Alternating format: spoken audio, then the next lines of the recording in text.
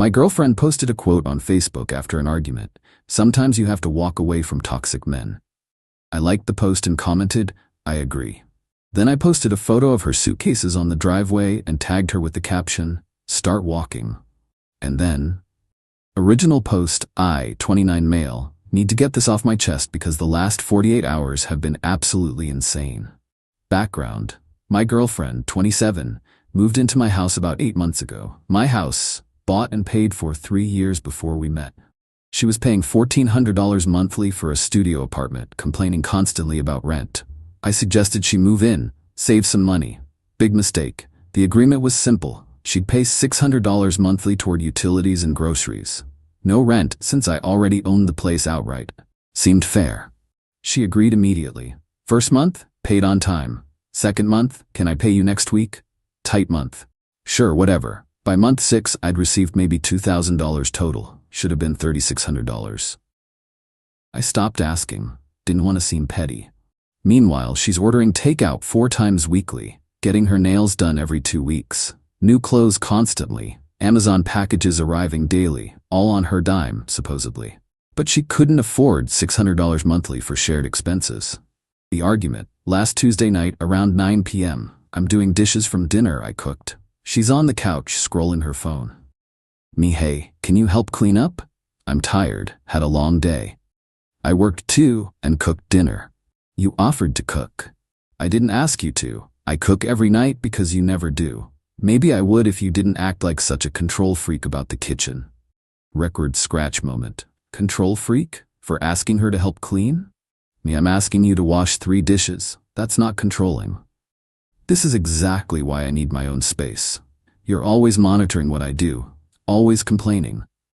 Me, you live here rent-free and don't contribute. I'm not complaining. I'm asking for basic partnership. Rent-free? I pay $600 a month. You've paid maybe $2,000 in 8 months, and my mortgage is $1,800 monthly, plus utilities, plus groceries you eat. You're getting a massive discount and acting like I'm the problem. She stood up, face red. I can't believe you're keeping score. That's so toxic. I'm done with this conversation. She grabbed her phone, went to the bedroom, slammed the door. I finished the dishes, went to bed around 11. She was already asleep or pretending to be. The Facebook post. Wednesday morning, I woke up around 6:30 a.m., checked my phone. Notification, girlfriend posted on Facebook. The post.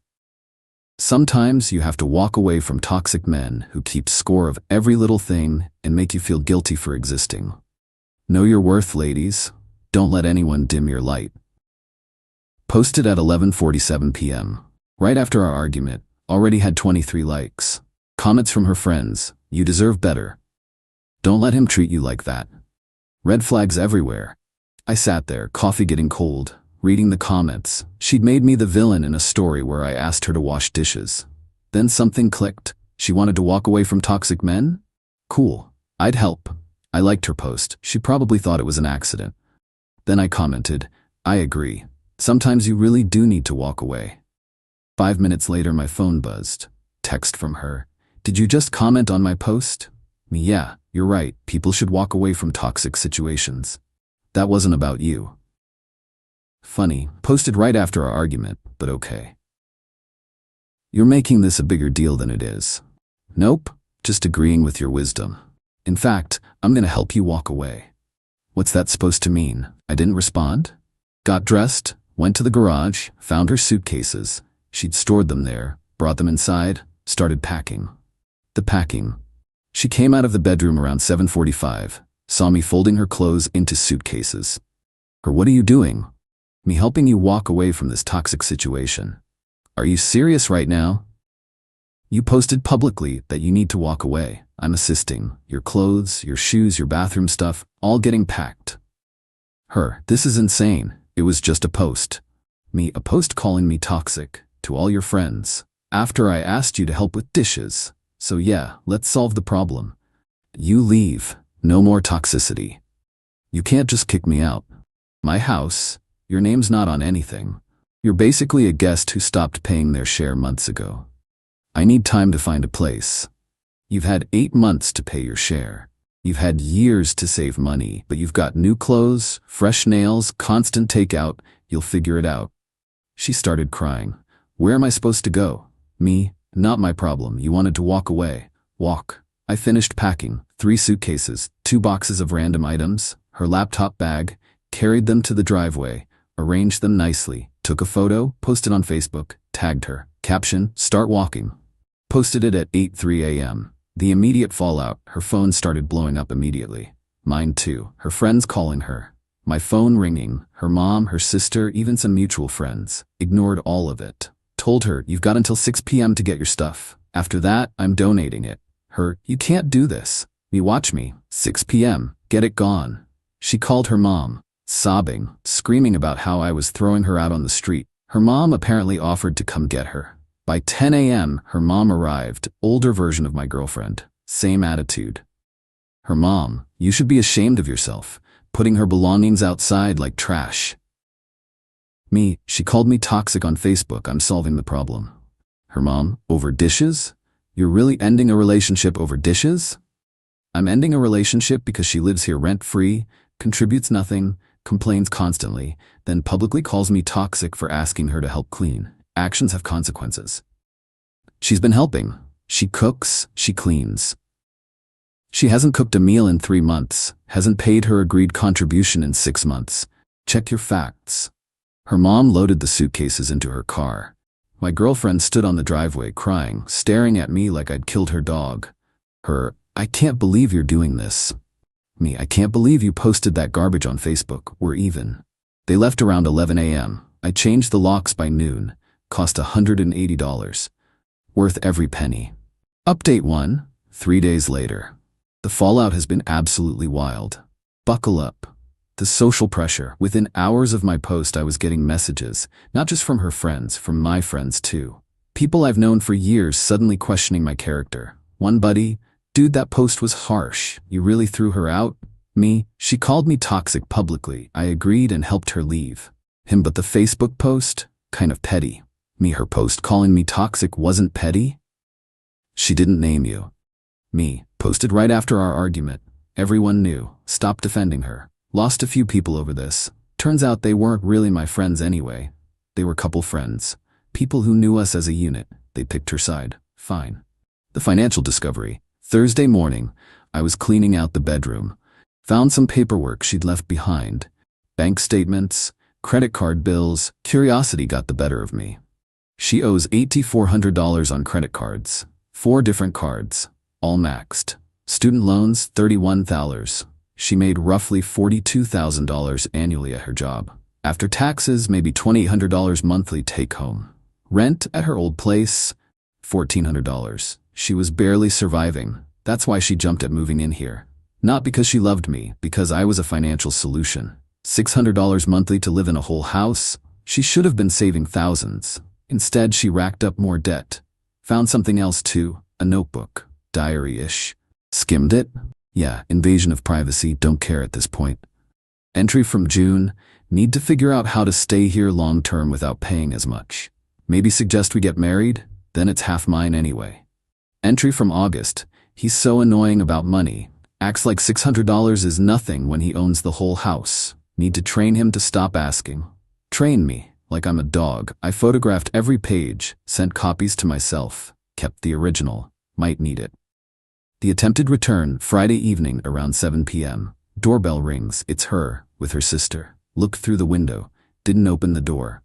Her, I know you're in there, open up. Me, no, her sister. Stop being childish, let her get the rest of her things. Me, she got everything. I packed it all. You missed stuff, I need my makeup from the bathroom. Me, already donated, told you 6 p.m. Wednesday, or it was gone. Her sister, you can't just donate someone's belongings. Sure I can, she abandoned them. Gave her a deadline, she missed it. I didn't miss it, I got everything Wednesday. Then why are you here? Silence. Her sister, she needs to talk to you, to work this out. Nothing to work out, she wanted to walk away from toxicity. She walked, we're done. You're being unreasonable. And you're trespassing. Leave or I'm calling the cops. They left, but not before her sister kicked my trash can over. Real mature. The lease situation, here's where it gets interesting. Saturday morning I got a call from a law office. Is this my name? Me? Yeah? Calling on behalf of girlfriend's name, she's seeking compensation for illegal eviction and return of her property. I laughed. Actually laughed. She was never a tenant. She was a guest. No lease. Nothing in writing. She lived there for 8 months. That establishes tenancy. She paid maybe $2,000 total in 8 months for a $600 monthly agreement. She violated our arrangement? I asked her to leave? She left. You gave her insufficient notice. I gave her until 6 p.m. same day. She removed her belongings, her choice to go immediately. She's claiming you locked her out. Me. I changed my locks on my house after she removed her belongings and left. Perfectly legal. We'll be in touch. They hung up. I immediately called my own lawyer, real estate attorney I'd used when buying the house, explained the situation. He laughed too. She's got no case, no lease, no rental agreement. You can ask a guest to leave anytime. Changing your locks after she left is fine. Don't worry about it. She's claiming illegal eviction. Let her try. She'd need to prove tenancy. Without a lease or proof of consistent payment, she's got nothing. Even if she had proof, worst case you'd owe her a 30-day notice period, but since she left voluntarily, there's no issue. What about her threatening to sue? Let her. Her lawyer will tell her she's wasting money. If they actually file, we'll respond, but I doubt they will. Felt better after that call. The mutual friends. Sunday afternoon, ran into a mutual friend at the grocery store. She approached me in the produce section. Hey, heard about what happened? Yeah. Listen, I know there are 2 sides to everything, but that Facebook post of the suitcases was pretty brutal. You saw her post calling me toxic? I did, but that didn't name you specifically. We posted right after our argument, at midnight, about a toxic man who keeps score. Who else would that be? Fair point, but you could have handled it privately. She made it public first. I just responded in kind, by humiliating her. Me, by agreeing with her that she should walk away. You know what I mean. I really don't. She lived in my house for 8 months, barely paid anything, then publicly called me toxic. I removed the problem. How is that wrong? It's just harsh, that's all. She walked away. Haven't heard from her since. Update 2. 2 weeks later. Things have escalated in ways I didn't expect. Some good, some absolutely ridiculous. The lawyer letter. Got an actual demand letter last Tuesday. From her lawyer, she really hired one. Demanding 1. $4,800. Reimbursement for 8 months of contributions to household. 2. $3,200. Value of donated items. 3. $2,000. Emotional distress. Total $10,000. I forwarded it to my lawyer. He read it, called me back within an hour. Lawyer, this is garbage. She's claiming $600 monthly payments she never made. Can you prove she didn't pay? Me. I have bank statements. She paid $2,000 total. I can show every transaction. Perfect. The donated items? She abandoned them after you gave notice. Even if we treat her as a tenant, abandoned property becomes yours after proper notice. Emotional distress? Please. We'll respond denying everything. Don't worry. He sent a response letter. Basically said, prove she paid $4,800. She can't. Prove the items were worth $3,200. She can't. Emotional distress isn't compensable in this context. Go pound sand. Her lawyer went quiet after that. The work drama. Here's where it got weird. My ex works at a marketing firm. I work in software development, different industries, different companies. Wednesday, I got an email at work from HR. Please schedule a meeting with us regarding a personal matter. My stomach dropped, called HR immediately. HR rep, we received a complaint about harassment. Me, from who? A third party. They claim you've been harassing someone outside of work and it's affecting our company's reputation. Who filed this? We can't disclose that, but we need to discuss it. Meeting was Thursday morning. I brought printed documentation, the Facebook posts, hers and mine, the timeline, bank statements showing she barely paid, the diary entries about using me financially. HR rep looked it all over. So this is a personal relationship that ended? Me, yes. I asked her to leave my house. She left, then posted on Facebook calling me toxic. I responded, it's personal, nothing to do with work. She's claiming you're harassing her. Me, I haven't contacted her at all since she left. 0 calls, 0 texts, 0 anything. That's not harassment. The Facebook post, was a response to her post. She made our breakup public. I responded publicly, then blocked her on everything. HR rep reviewed the documents again. Okay, this is clearly personal. We're closing the complaint, but maybe avoid social media drama going forward. Me? Trust me, I'm done with that. Found out later, through a former mutual friend who felt bad, that my ex's sister filed the HR complaint.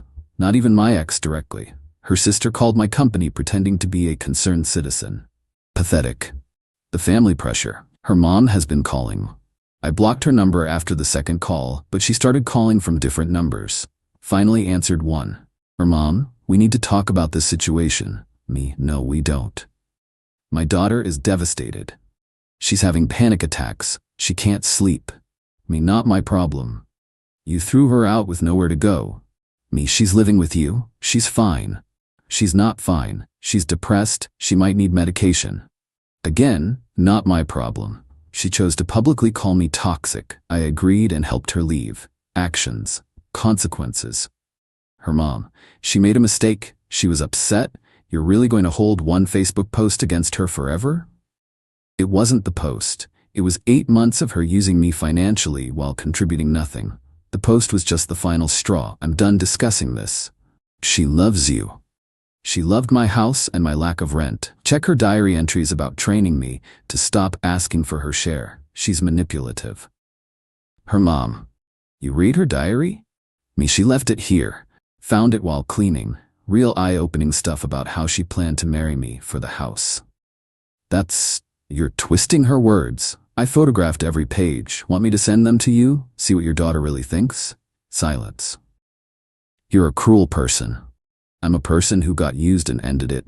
Stop calling. Block that number too. The property claim. Last Friday got a text from an unknown number. Her again, obviously. I left my grandmother's necklace in the bedroom drawer. I need it back. It's a family heirloom. I remembered that necklace. She wore it maybe twice in 8 months. Claimed it was valuable. Me, nope. Don't have it. I left it there. Check the drawer.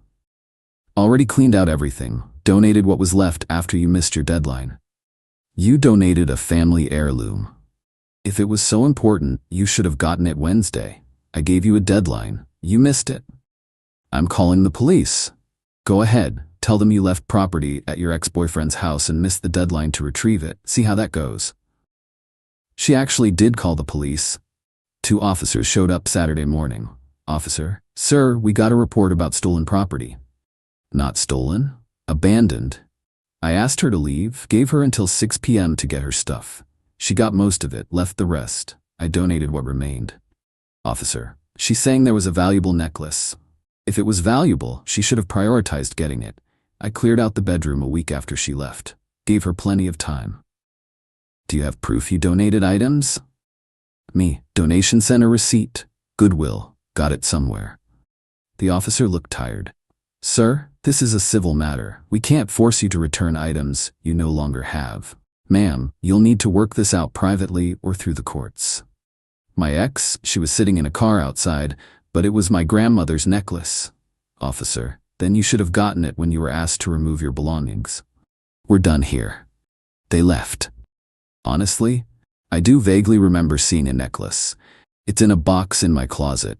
Random jewelry and accessories I wasn't sure about. But she called the cops on me, tried to file false HR complaints, and sent lawyer letters. She can go buy a new necklace. The friend group shift. The mutual friends have mostly picked sides now. About 60-40 split, her favor. The ones on her side? All people I barely knew anyway. Her coworkers, her college friends, people we saw occasionally. My real friends, they're still around. Once they heard the full story, the financial stuff, the diary entries, the false HR complaint, they got it. One buddy. Dude, I thought you were just being petty about the Facebook thing, but she was actually using you? Me, completely. Had no intention of contributing fairly. Saw me as a meal ticket. That's messed up. Sorry I doubted you. It's fine. The Facebook post looked bad without context. Still a power move though. Posting the suitcases was savage. She wanted to walk away from toxicity. I helped. Lost some people. Kept the real ones. Honestly worth it to see who actually cared. Final update. 5 weeks later. Time to wrap this up because honestly I'm tired of thinking about it. The legal resolution? Her lawyer sent one more letter 3 weeks ago. Reduced demand, $5,000. Final offer to settle amicably. My lawyer responded. Counteroffer, $0. Alternatively, we'll file a countersuit for unpaid rent, utilities, and groceries. Client has documentation of agreed $600 monthly contribution with proof of only $2,000 paid over 8 months. Shortfall, $2,800. Add in half of groceries and utilities over that period, client paid everything. We're looking at $4,500 owed. Client willing to forgive debt if your client drops all claims immediately. Never heard back. No lawsuit was filed. Guess her lawyer told her the truth. She'd lose and owe me money. The necklace drama. 2 weeks ago, the necklace situation came to a head. Her mom called from yet another number I hadn't blocked yet with a new story. That necklace is worth $4,000. It's been in our family for generations. We want it back or we're taking legal action. I'd had enough. You know what? Fine, come get it. But I'm giving it directly to her, in person, with a witness present. Tomorrow at noon. My driveway. She signs a document saying she received it and we're done forever. Bring a notary. Her mom agreed. Next day, they showed up. My ex, her mom, her sister, and a notary they'd brought. I handed over the necklace. She signed the document. My lawyer had drafted it. Basically a receipt and agreement that she received all remaining property and had no further claims. As she was leaving, she turned around. You know, you didn't have to be so cruel about all of this. Me. You called me toxic on Facebook, filed false complaints with my job, sent legal threats, tried to manipulate me for 8 months. I just ended a bad situation. That's not cruel, that's self-preservation. Her, I did love you. Me, no you didn't. I read your diary. You loved my house and my money. You loved not paying rent. But me? Never. That's not fair. Life's not fair. You learned that when your financial plan walked away. They left. Haven't heard from them since. The financial aftermath, total cost of this disaster, locksmith, $180, lawyer fees, $850, time wasted, priceless. But also, money saved monthly by not supporting her, $800 plus, utilities, groceries, entertainment she never paid for. 8 months of that, $6,400 saved going forward annually. Peace of mind, can't put a price on it. So financially, I'm way ahead. The social media epilogue, the Facebook post of the suitcases has 327 likes now. More than her original Toxic Men post. The comments are split, but the majority are supportive. Sometimes people need to face consequences. That's what happens when you publicly call someone toxic. Play stupid games, win stupid prizes. Her original post is still up, she never deleted it. My comment is still there. I agree. Every time someone brings up the situation, I just share both posts. People can decide for themselves who is toxic. The personal growth. 5 weeks later, my house feels like mine again. I'm not walking on eggshells, not wondering why groceries disappear without contributions, not getting passive-aggressive comments about keeping score. I'm sleeping better, eating better, actually enjoying my home. Started dating again last week. Coffee with someone I met through friends. She has her own place, her own career, her own life. We split the check without drama. When she asked about my last relationship, I kept it simple. She wasn't ready to be an equal partner. It ended. No need to get into Facebook drama and suitcases on driveways. That's for Reddit. The reflection. People keep asking if I regret the Facebook post, the suitcases, the public call-out. Honest answer, no. She made our breakup public first, called me toxic to everyone who'd listen. I just agreed and acted accordingly. Could I have handled it privately? Sure. Packed her stuff, asked her to leave, changed locks quietly, but she chose the public arena. So I played the same game. Did I lose some friends? Yes. But they weren't really friends if they supported someone who used me financially and called me toxic for asking for basic contributions. Did I make enemies of her family? Yes. But they raised someone who thought training their partner to accept financial manipulation was acceptable. Their opinions don't matter. Did I come out ahead? Absolutely. The lessons. What I learned from this mess. 1. Don't let people live with you without a clear, written agreement, even if you love them. 2. If someone makes you the villain publicly, defend yourself publicly. Don't let false narratives stand. 3. Pay attention to financial patterns. If someone can't contribute equally when they clearly have money for other things, they're choosing not to contribute. 4. When someone shows you they're using you, believe it. Don't make excuses. 5. Diaries left behind are fair game. That's not invasion of privacy, that's information gathering after someone's already gone. The current status. I'm in my house. It's clean. It's quiet. The fridge has food I bought that I'll actually eat. The bills are paid by me without wondering if someone else will chip in.